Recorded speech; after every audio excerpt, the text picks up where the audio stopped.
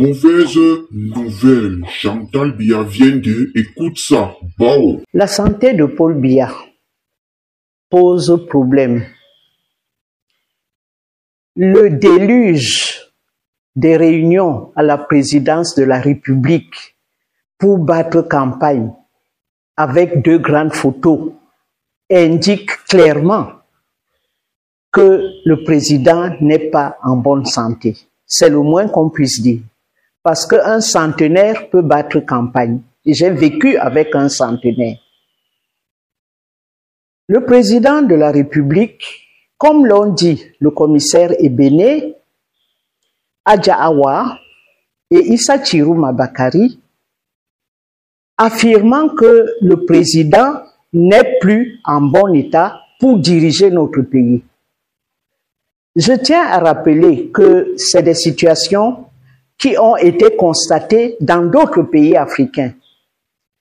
Le premier desquels, la Tunisie, où Habib Bourguiba, le héros de la lutte pour l'indépendance avec le Néo-Destour, indépendance acquise en 1956. Et le président était toujours en activité jusqu'en 86-87. Et c'est donc en tant que président qu'il nomme Ben Ali comme Premier ministre. Ben Ali arrive, il commence à travailler avec lui et il constate que le président de la République a beaucoup d'absence. De temps en temps, il s'adresse à lui en disant Mzali. Mzali était le premier ministre qu'il avait démis avant Ben Ali. Donc, Ben Ali constate donc que le président n'a plus tout à fait ses capacités intellectuelles. Il fait donc venir les chefs des institutions de la République et il fait venir des médecins. Les médecins consultent le président devant ces chefs d'institution et donc Ben Ali, et les médecins se retirent pour donner leur avis. Et leur avis est sans appel. Le président n'a plus toutes ses facultés pour gérer l'État tunisien. C'est comme ça que Ben Ali signe donc sa prise, disons, sa prise d'acte en tant que chef d'État pour prendre la relève. On a appelé ce départ de Bourguiba, on l'a appelé le coup d'État médical. Ce n'était pas un coup d'État, c'était simplement faire prévaloir l'avis médical des spécialistes pour envoyer le président Bourguiba à la retraite. C'était donc le coup d'État médical perpétré par son premier ministre Ben Ali. Deuxième cas, le président Mugabe, Robert, du Zimbabwe, commence à montrer des signes de faiblesse. Il marche, il trébuche, il tombe. Il vient lors d'une cérémonie, il fait le discours et il tombe devant le pupitre. On le transporte. Compte tenu de tout ça, les militaires qui ont mené la lutte pour l'indépendance, parce qu'il faut raconter l'histoire de ce pays. La reine d'Angleterre donne l'indépendance au Zimbabwe, à l'époque Rhodésie du Nord, et le premier ministre, Ian Smith, se rébelle. Il dit qu'il ne donne pas l'indépendance. Et la ZANU-PF prend les armes pour le faire partir. C'est comme ça que ce pays devenu Zimbabwe a donc a accédé à l'indépendance en avril 1980 et le chef de la lutte armée, qui est monsieur Robert Mugabe, accède donc au pouvoir. Et Robert Mugabe, qui a été en exil au Ghana, c'est là qu'il a fait la rencontre aussi de l'UPC et d'autres mouvements de libération qui étaient basés au Ghana. Et c'est au Ghana qu'il épouse sa première femme. Au cours de sa vie de président, son épouse meurt. Et il prend pour épouse sa secrétaire, une jeune femme, Grace Mugabe. Et quand il voit que le président commence à s'affaiblir, elle commence à prendre les rênes du pouvoir. À telle enseigne que elle obtient de son mari qu'on congédie son premier ministre, qui s'appelle Mnangagwa. Non seulement on chasse Mnangagwa, mais sa femme, Grace Mugabe, intime l'ordre à Mnangagwa de s'exiler, de partir, de quitter le territoire. Mnangagwa fuit en Afrique du Sud. C'est là donc que les militaires décident de mettre au repos leur icône, le patron de la lutte armée, c'est-à-dire Robert Mugabe. Ils font une cérémonie en mondovision où les militaires en face de Mugabe lui disent « Il est temps que tu prennes ton repos, tu es fatigué et tu ne tiens plus. Ce n'est pas la peine de forcer. On te garantit tout, tu vas rester dans un palais avec tout ton confort, tes médecins seront là, tu auras tout, mais il faut que tu te mettes au repos. » Et on a affaire à une scène ubuesque où les militaires lui disent « On ne te fait pas un coup d'état, tu es notre icône, mais il faut que tu te reposes. » Et le président Mugabe se rebelle, il dit « Non, c'est un coup d'état que vous me faites, ce n'est pas le repos, tout ça. » Mais il finit par accepter. Il se retire donc avec son épouse.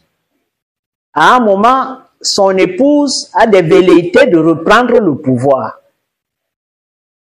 Et les militaires lui disent, si tu insistes, on va trouver une autre femme à ton mari, mais toi, ton dossier est lourd, tu peux aller en prison.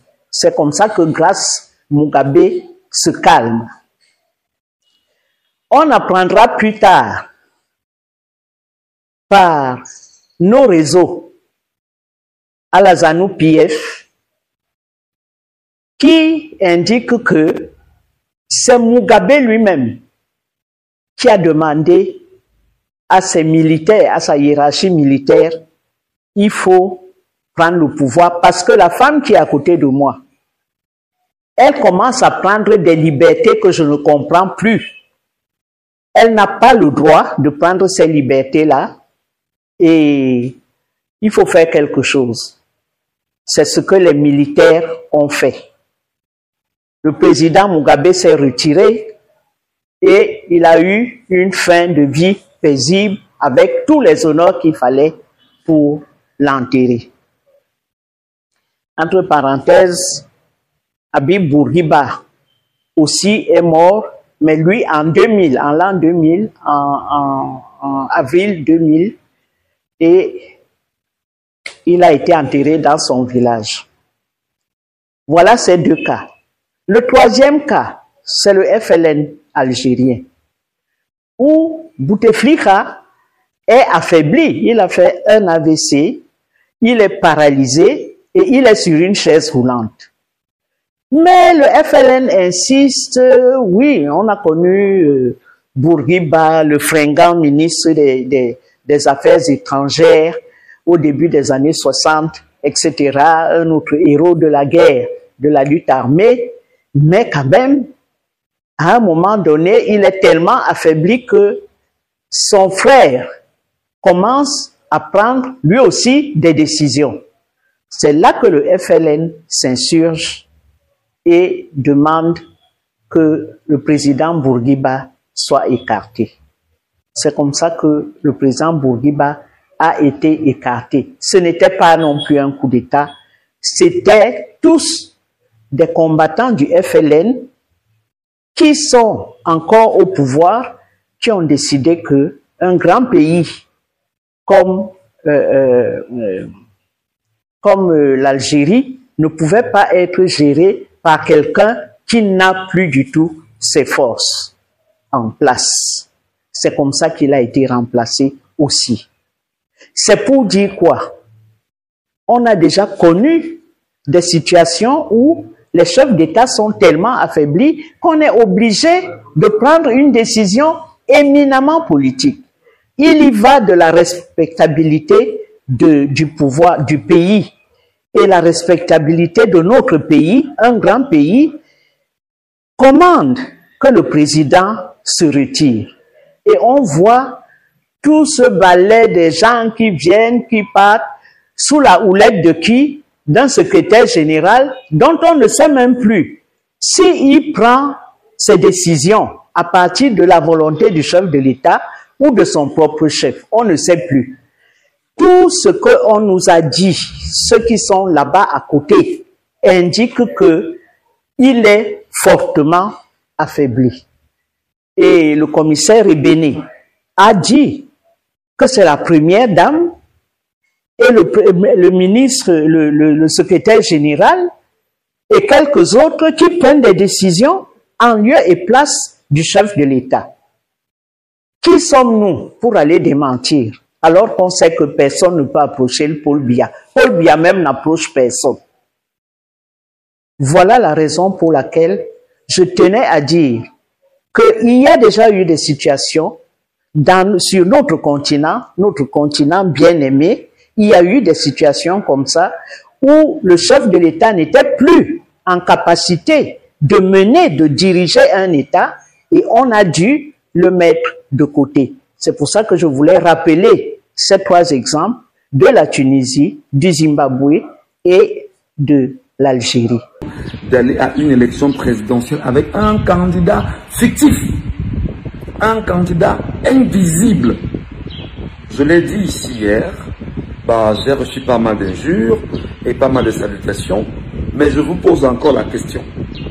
Honnêtement, 12 candidats, vous avez vu 11 parmi eux. Vous n'avez pas vu le 12e. Et c'est le 12e qui veut absolument vous prendre en otage en étant invisible. Le peuple camerounais a encore quelque chose dans sa tête. Est-ce que vous, Camerounais, vous concevez une telle forfaiture? Est-ce que vous, Camerounais, vous acceptez une telle connerie? C'est encore mieux que vous commencez à parler de Bello et autres.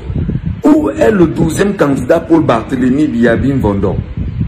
Est-ce que le peuple camerounais doit se laisser être infantilisé à ce point? Mais s'il est mort, Chantal Biadine, où il est? Et comme ça ne suffisait pas, beaucoup nous disent aujourd'hui, non, il faut qu'on attende de voir ce qui va se passer dans les jours, parce qu'il est invité en Chine, et s'il ne part pas, ça fait quoi? S'il envoie Ngongo, ou s'il envoie le Premier ministre, ou s'ils envoient comme ils font entre eux là, ça changera quoi? Le peuple camerounais, c'est un prétexte incroyable pour que 30 millions de Camerounais descendent dans la rue. Voilà le prétexte. Vous direz après que Dieu ne vous aime pas, que Dieu n'aime pas le Cameroun, que Dieu ne vous écoute pas. Non. Voilà la réalité. Où est Paul Barthélémy Biyabi Mvondo? Depuis le 20 mai 2025, on est aujourd'hui exactement à la fin du mois d'août 2025 et l'homme est supposé être candidat à une élection présidentielle en 2025 et des gens ont déposé le dossier à sa place. Et ce qui est encore curieux, c'est que Elections Cameroun a validé le dossier d'un candidat que Elections Cameroun n'a pas vu. Ce qui est grave, c'est que le Conseil constitutionnel a validé le dossier d'un candidat que le Conseil constitutionnel n'a pas vu. Et ce qui est encore terrible, c'est que le Conseil constitutionnel a choisi justement de mettre en avant un candidat invisible dans un pays sérieux. Peuple camerounais, réveillons-nous. Hein. Je vous dis la vérité, réveillons-nous. Je vous dis que si vous croyez que Dieu va descendre du ciel pour vous dire, venez lutter, allons lutter, vous vous trompez. La lutte, c'est dans la rue. Quel que soit le moyen, quelles que soient les difficultés, quel que soit ce qui va coincer, il va falloir lutter. Si nous ne luttons pas... À vous, je vous pose la même question. Vous avez 12 candidats à l'élection présidentielle de 2025. Des 12 candidats, vous connaissez 11 candidats. Vous avez vu les 11. Vous les avez touchés du doigt. Mais le 12e Paul Biya, vous ne le voyez pas depuis le 20 mai 2025. Aujourd'hui, nous sommes quasiment à la fin du mois d'août. L'élection est supposée se tenir en octobre, plus précisément le 12 octobre. Et personne d'entre vous n'a entendu Biya. Personne d'entre vous n'a vu Biya. Personne d'entre vous n'a senti Biya. Personne d'entre vous n'a aperçu Biya. Et vous dites que vous allez à une élection avec un candidat invisible.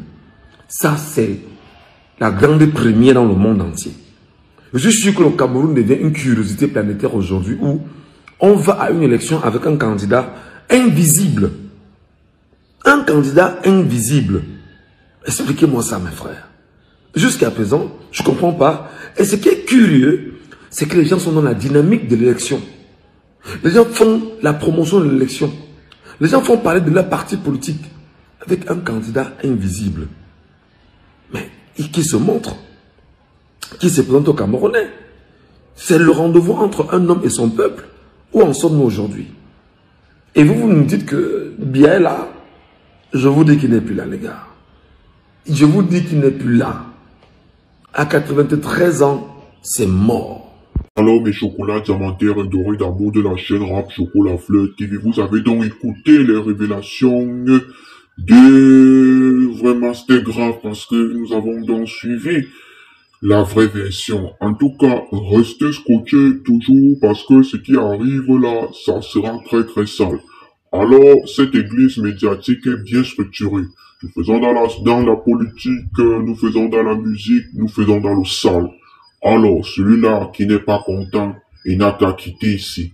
On se dit à la prochaine, hasta la vista, baby. Bisous là-bas les gars. Bon.